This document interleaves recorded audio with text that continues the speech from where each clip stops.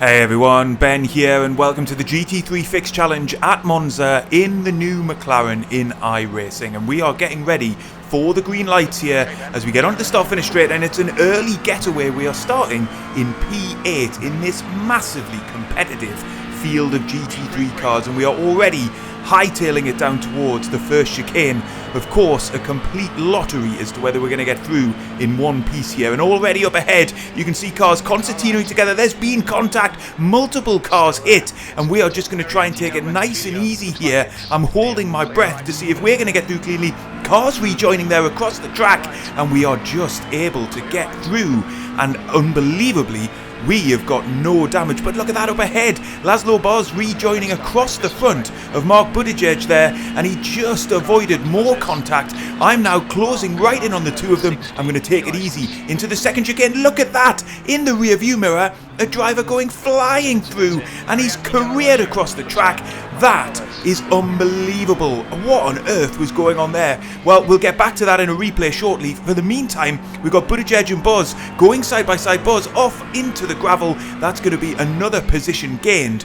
But wow, what on earth was that bizarre incident all about? Well, let's find out on the replay. Keep an eye here on Zubanski in the green and black car. He's going to miss his braking point. He's going to slam into Gonçalves, who then collides with two further cars. Now Gonçalves rejoins, and he is on a mission to seek revenge against Zubanski. You can see careers across the track there. Off the wall, he very nearly succeeds. Look at the steering angle. This is a deliberate move to retaliate against Zubanski. That must result in a race ban. Outrageous behaviour.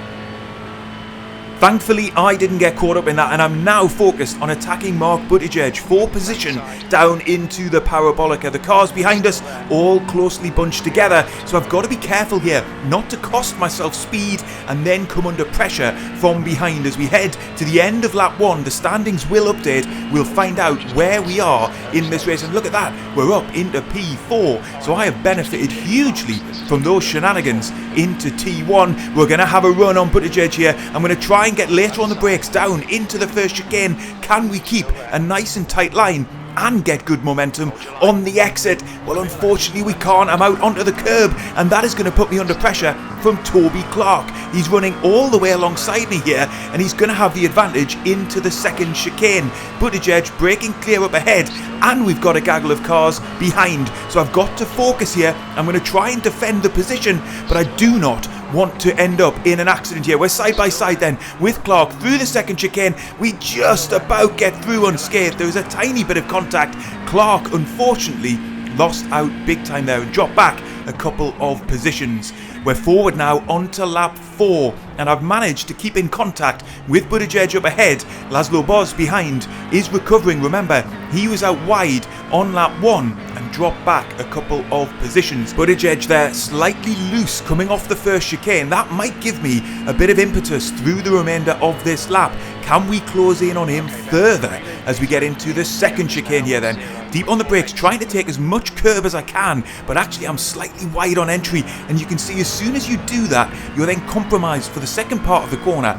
This McLaren, very good at taking some of these curbs at Monza, but that inside curb of the second chicane, if you get up on that, you are going to launch the car and you're going to be out of control. It's going to push you wide on the exit, and that's exactly what happened there, and that meant I lost a bit of time through the middle part of this lap. I'm just about still in the slipstream of Buttigieg up ahead as we're heading down now to Ascari and then into the final part of the lap. Another chance here then to gain time if we can get later on the brakes and take a nice line and carry momentum through this sweeping S. You can see Buttigieg up ahead is slightly offline, and in fact he's gone very wide on the exit out into the gravel. That will cost him momentum all the way down this straight and heading into the Parabolica. I've got a choice to make here then. Do I go for the move into the braking zone? I'm going to try it down the inside, going to hug to the curb on the inside line here, hopefully we can run side by side. Oh, but there's a small bit of contact. You can see there Buttigieg just trying to squeeze me a little bit on the inside. Thankfully,